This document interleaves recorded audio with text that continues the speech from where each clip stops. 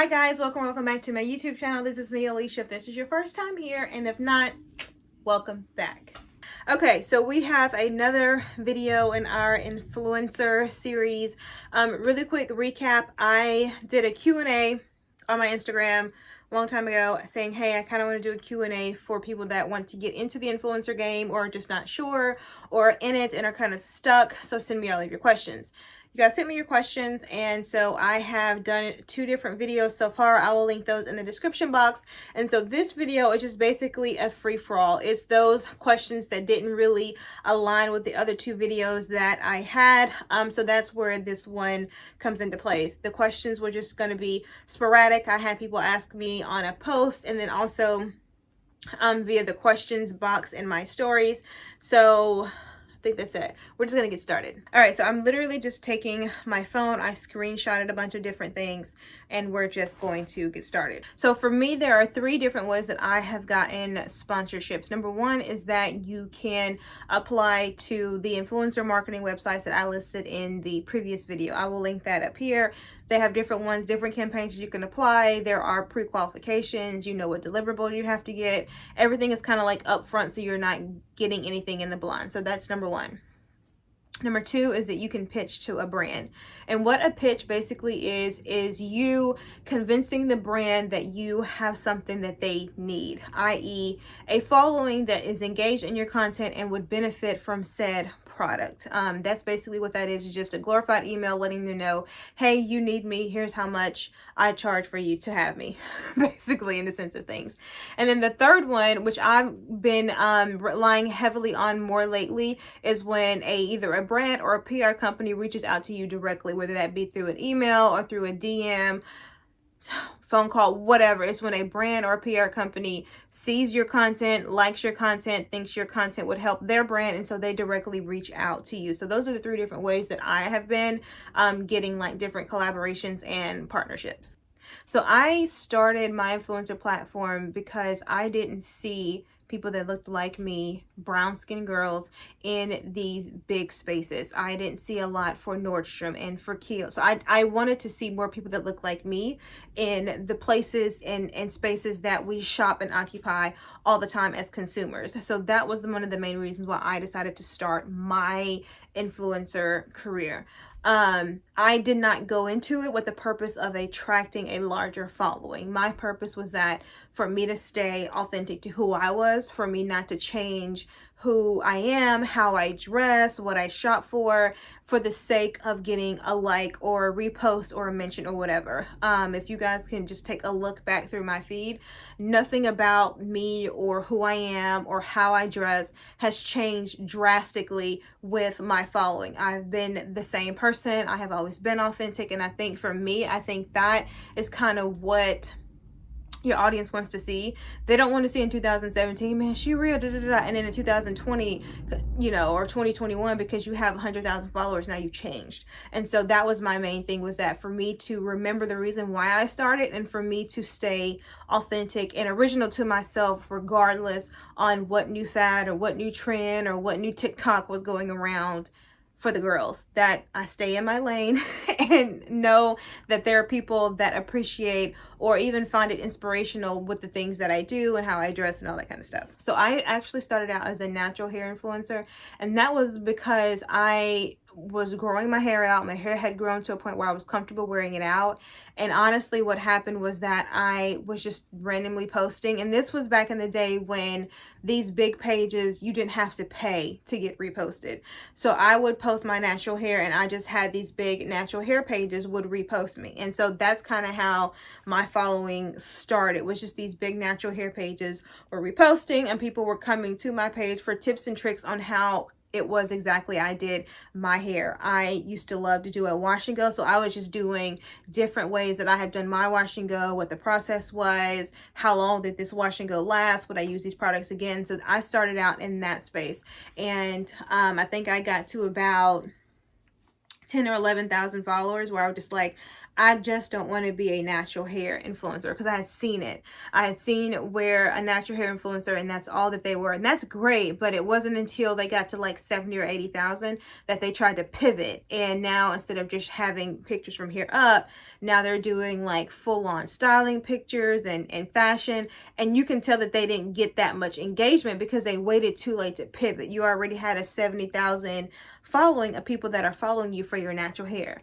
We don't want to see what clothes you're wearing because we're following other people for that. And so the engagement just weren't there. So I saw where people in the natural hair space that tried to pivot a little too late, and the engagement wasn't where I thought it should be. So my determination was I wanted to pivot as soon as possible. So I said, once I get to 10,000 and I have the ability to swipe up, I'm not going to like pivot, so go away from natural hair, but I'm going to start adding things into what I like. So natural hair just wasn't, it's not only like, I'm not only natural hair, I'm so much more. So when I hit 10, that's when I started incorporating all the different things that I like to do or that encompassed me as a person. I time block, I time management, and I live for a to-do list. I have a feeling that this should be a completely separate video, so I will go into like more details about how, like, literally what I do every single day, like what I do Monday, Tuesday, Wednesday, Thursday for my 9 to 5, and as well as my other projects. So those are the three things that I use, and this will be a whole completely different video because,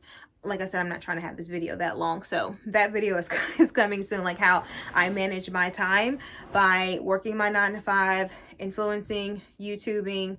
I have a jewelry line, and then I also have 2 other businesses that are coming up. So 6 different things. On top of that, I also have to be a wife, you know, and like a great wife, not just like a mediocre, you know. Okay. So that will be another video. As someone who is introverted, like I live being at home, not so much lately because, I mean, we've all been at home, but I was an introvert, so I was okay being at home. I realized that I had to be comfortable being uncomfortable. So to make the process faster when I'm in public, I would pose in the mirror. Like, I know what poses work for me. I know which angles work for me. So I practice posing a lot in the mirror. And that way, that's good, especially if you're hiring a photographer. The last thing you want to do is wait until you have hired a photographer, you have a location, you're in full-on outfit, and he's taking all these pictures, and you're looking back at him, you're just like, I don't look good at any of these pictures. It's because you didn't pose in your outfit. I will put on whatever outfit or whatever looks I'm trying to try. I will pose in those outfits to kind of let me know what angles and all that kind of stuff, so that way when me and my husband go out and do looks, we're shooting them like this. Like, we can get through 4 or 5 looks in less than an hour because this is what we're doing. I know my angles. He knows my angles. So you have to be comfortable being uncomfortable. And if you need to practice in front of the mirror before you decide to put in all this money for a photographer and a location and all that kind of stuff. And then you get there and you're just like, don't do that. Practice makes perfect. You need to batch. So when I mean batch, I mean there are days, like I said, 4 or 5 looks in an hour. I don't, every time when I post on Instagram, that's not me taking the picture that day. You need to set aside a certain day where you shoot your looks for Instagram for the rest of the week. If you are doing a YouTube channel and you say, hey, I want to have 2 videos a week, you need to shoot both of those videos, if possible, in one sitting. And that way they're already done for the next week. So I would say, especially when I started Instagram, I batched. I didn't even know what that was called. I was like, I'm just going to take the pictures in advance. And we would just pick a day. I would take, at that time, I was posting daily. So I was like, I need at least 7 different looks for a day. I would take a day. I would shoot 7 even if he wasn't available, and I was like, hey, let me know when you're available. Sometimes it was just me and my timer and my remote. Did it look very weird with me shooting?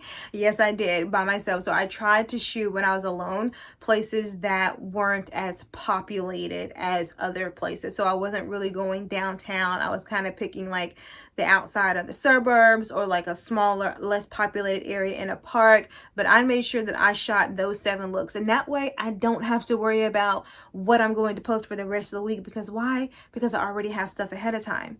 Or if, like, when we're going out, because we used to be big people that went out for like happy hour and for dinner and all that kind of stuff, I made sure that I dressed cute. I'm gonna get a photo. Or if I knew we were going to go out all day, I always would carry 3 different tops. Oh, we're going where? Change the top. Oh, we're in this antique store. Take a quick picture of me. Okay, we're done shopping at the antique store. We want to go get lunch. Let me change my shirt. Get a picture of me. Now I have a picture in lunch. We're going somewhere else. Let me change my shirt. I have 3 looks because most of the time my outfits were from here up. You only saw the shirt. Get a quick picture of me. Quick change of my lipstick. So you have to realize that every given opportunity is a time for a photo. My husband, he's gotten used to it now, but he would be like, why are you bringing 3 tops? We're about to be out all Sunday. That's 3 different looks. Now I have content ahead of the 7 looks that we've already shot. That's extra content that's just like sitting and waiting for maybe I don't have a week where I can do 7 looks. I can only do 4. Guess what? I have 3 pictures from today. Done. So you always just want to be thinking ahead of time. Can this be a picture? Where am I going? Can this be a look? And it's a little harder now because quarantine and we're not really going out as much. But when things get back to some minute sense of normal, always be thinking about, is this an opportunity for me to get a look for my social media platforms? As far as growing your following, we'll get to that in a separate video. I realize that also needs to be a separate one, so I'll address that later. And once again, when I say address it later, I am saying everything that comes that I have physically done. I would, and I've seen it before, and it's hella irritating, where somebody tells you how to grow your following and they have the same amount of followers you do. So how are you giving me advice if you haven't done it either? And then they have the nerve to fucking charge. It's really, really weird, but whatever. So when I say the next videos, these are going to be how I time management. This is actually time management that I use to be able to separate my 9 to 5 with my other projects and stuff that I like physically use on a day-to-day basis, as well as to grow a larger following. I'm going to give you guys like step by step on what I physically did to grow my Instagram and to grow my YouTube channel. Not some theoretical bullshit that they pulled out from Clubhouse. This is actual stuff that I have physically used. So that's a completely different video. We'll get to that. If they don't address you by name, don't even bother to reply. If they don't address me as either hey Alicia, or I honestly will like Alicia, because if you say LivinFearless, you can go, even if you go to my Instagram page, my name is sitting right there. If you click on my YouTube channel, the first thing that says hi Alicia. So I make clear to give you my first name on any channel. So if you don't really address me as Alicia, I'm already kind of looking at you funny. But I will take Alicia or LivinFearless. If you don't answer, if you don't have any of those at the beginning of the email, I don't even bother to read it, because now I just know that you're just like throwing this email to a wide range of influencers hoping somebody catches it back. So I don't do that at all. So once they've addressed me as either of those 2 names, I go through and look at it. I'll always look at the email address to see where it's coming from. If you're kind of coming from a Gmail address, I kind of really don't take you that serious as a brand or a PR company, because it should have your company. It should have either the company or the PR agency. So somebody at pragency.com. And then I just look, other than that, I'll take it from there. So what do deliverables look like? What does the rate look like? What does the concept look like? All that kind of stuff. But most of the time, if you weed out your name and the email address that it's coming from, most of those after that, they're real. It's just all about having to negotiate what they're asking for and the deliverables that they're asking for. I know my rate and that I know what I'm worth. And so for me, I physically charge anywhere between 3 to 5% based on my following. So let's say, for example, you have 100,000 followers. At minimum, I'm charging $3 grand for an Instagram post. And it goes up from there depending on what they want. Do you want a carousel? Okay, got it. You want an in-feed video? Okay, it goes up from that. And then normally my Insta stories is half of the rate of my Instagram post. Unless that's all that they want, because there's also a minimum. So I'm at the point right now where is that I have, these are my rates, but then there's also a minimum. So you can't say, hey, we just want, on your IG story, we just want 1 frame. How much would that cost? That doesn't apply. You'll get my minimum. That's my minimum. This is my minimum rate.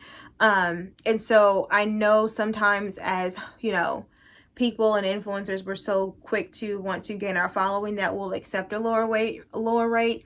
And I won't say never, because I have. When I was trying to grow my following, I did accept rates that were lower than what my rate was, and then honestly what I was willing to go down to it. Would I advise someone to do that again? Probably wouldn't, but I also was in the influencer space where it kind of wasn't that popular when I first came on. So I was just really trying to like get my name out there, get my face seen. Now I'm at a point where this is my rate, and this is as low as I'm willing to go on my rate, and being okay to walk away. I think for me, I am in a different basket, because I have a 9 to 5, and then 2, I also have a separate like jewelry business. So I don't need this social media money, right? I would love to have it, and I'm not going to work for free, but I'm not going to accept to be like, oh man, they, I told them 3,000, they only want to pay me 1,000. They say that's their budget, so I'm going to accept it. No, I'm going to walk away.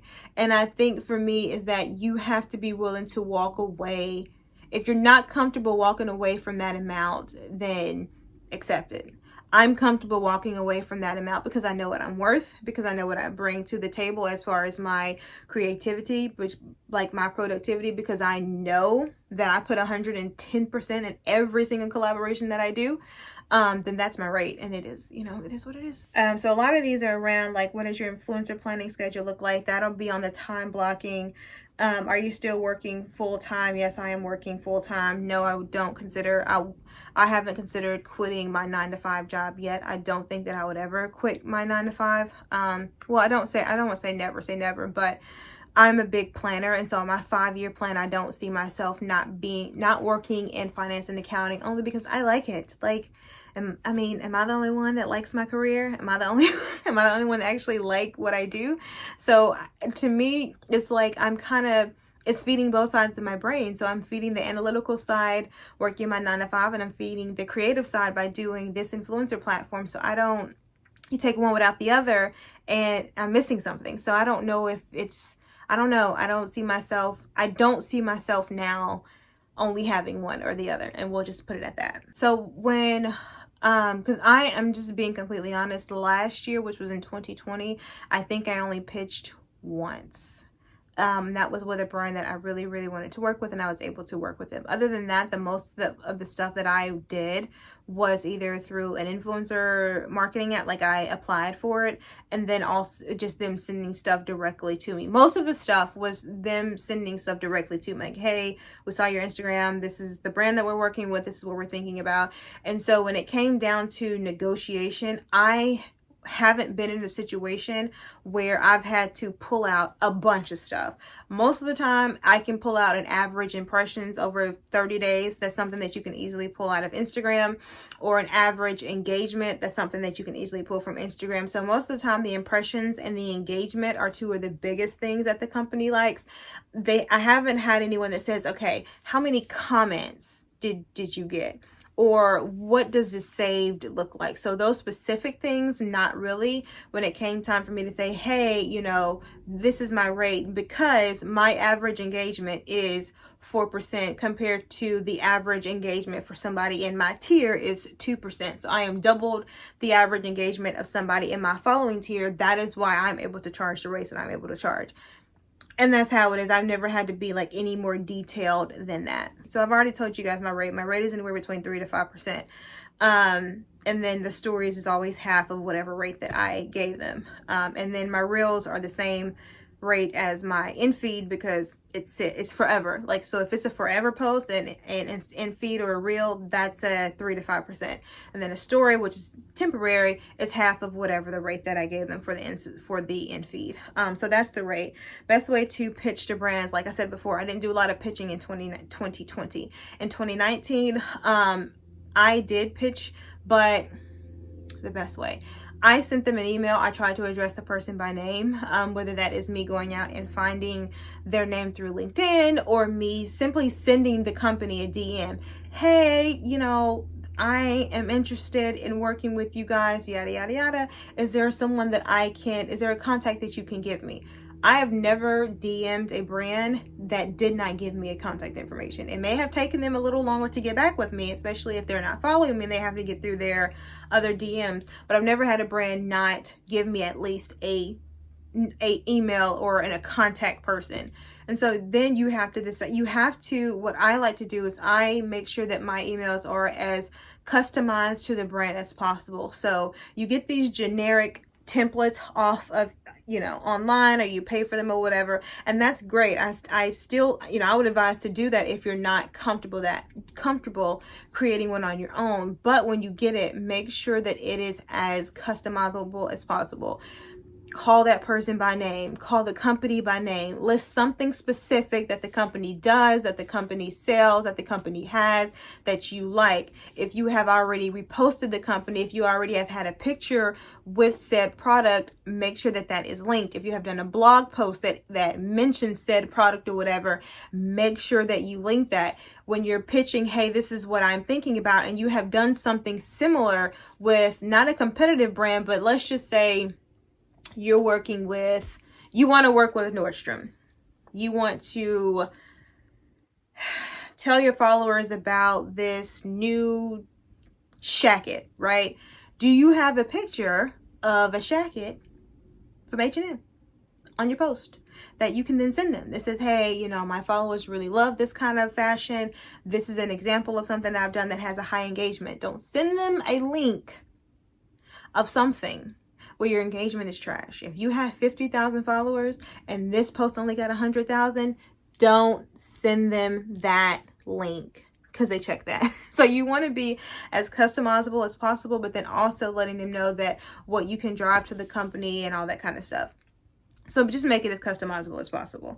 There's a whole thing that people do. There are two people, I can't remember their names. I'll put them in the description box. They have really good pitch templates. I'll put those two below. But once again, they are a template. You have to customize it for each and every person that you're talking to. So the same template that you would use, the same email you would use for Nordstrom, you would not use that same thing for Morphe Cosmetics. You have to change it and customize it for who you're talking to. I didn't have any help for monetizing my content. I started YouTube when you didn't have all these stipulations and qualifications to get monetized. So I was able to start my monetization ASAP as soon as I started my YouTube. On Instagram, it's just all about creating quality content so that when you do go in to apply for collaborations, that they're able to see your quality content.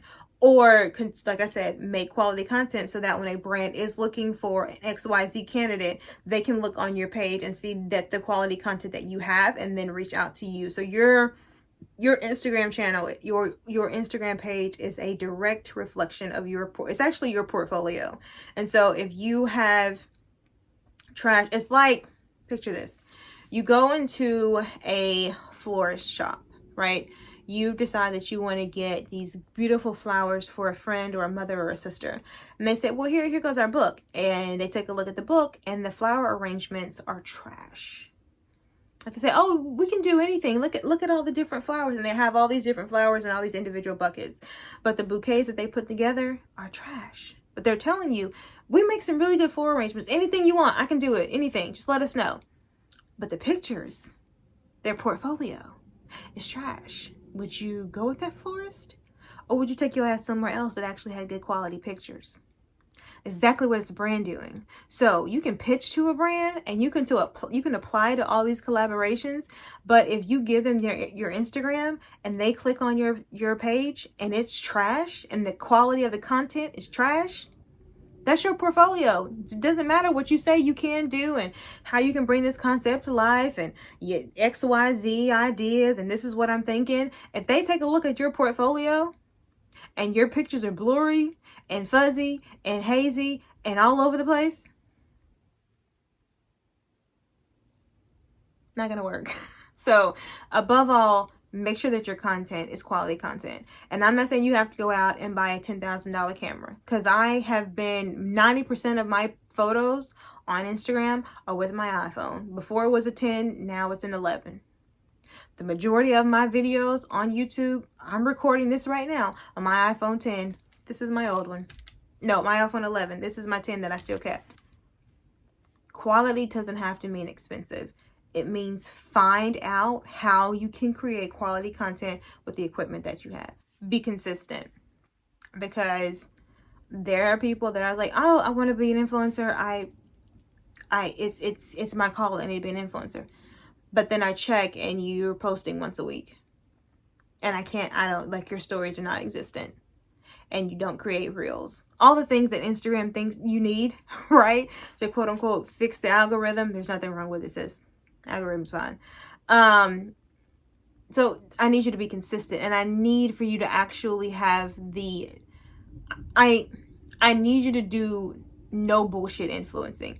And I'm only saying that because I used to do bullshit influencing. I used to make excuses as to why I couldn't get my content out. I've had a long day at my 9 to 5. My husband can't help me photo shoot, and I don't want to shoot by myself. I don't have enough outfits to change the outfits. Yada, yada, yada. That's bullshit. That's bullshit influencing. You're creating an excuse. And that's fine. If you want to bullshit influence, that's fine. But just don't be alarmed when you aren't where you should be or where you want to be 3 to 5 to 6 years from now. It's bullshit influencing. And I used to do that. And there came to a point, 2017, that I might add you, late 2017, when I said, no bullshit. I'm doing no bullshit influencing. I'm going to be bigger than my excuses. I had a busy week at work this week closing. Okay, looks like the weekend's gonna be even longer. I have a video that I need to go up the next day, but I want to go out with my girls. Guess what? I'm not going out with my girls on Saturday. I'm editing a photo. You have to be bigger than your excuses. That's what we call no bullshit influencing. Don't give me the bull. Just do it. So I'm saying stay consistent. Stay consistent and create quality content. Okay, yeah. So I think that's it. I'm pretty sure it's going to be a little longer than 20 minutes, but we're just going to try to put this in one video. Like I said, I'm going to have to do a separate video on how I do my time management, because that is definitely something that you guys ask about, because as I'm saying it out loud, I do a lot. I do a lot. I got a lot of little small fires burning. And then at no point do I ever feel like there are some moments when I'm just like, I'm about to pack my bags and move to Mexico and just be happy because I'm too stressed out. But for the most part, I'm able to time block and time management effectively, that I never feel like I have so much to do in one day that I'm never going to get any of it done and I'm a failure because I decided to do all this kind of stuff. And what was I thinking? So I'm definitely going to give you guys that. And then of course, I'm going to give you guys specific details on what I did to not only grow my Instagram channel, but also to grow my YouTube platform as well. I don't know where these hiccups came from. They came out of nowhere. So I'm going to wrap this up really quick. So do expect those 2 videos. I try to do one every 2 weeks. So this will come out, the next video will come out 2 weeks from now, and then in 2 weeks from now the other video. So do expect those. I appreciate for those that have made it this far. I really, really do. If you have made it this far and you have not subscribed, please subscribe. Also go ahead and hit the notification bell so you can get notified when those 2 videos come out, as well as all the other videos that I have from here and in between then. Don't forget to check out all my other social media platforms. Like I said, comment, and subscribe, and I'm gonna catch you guys a little later. Bye con Dios.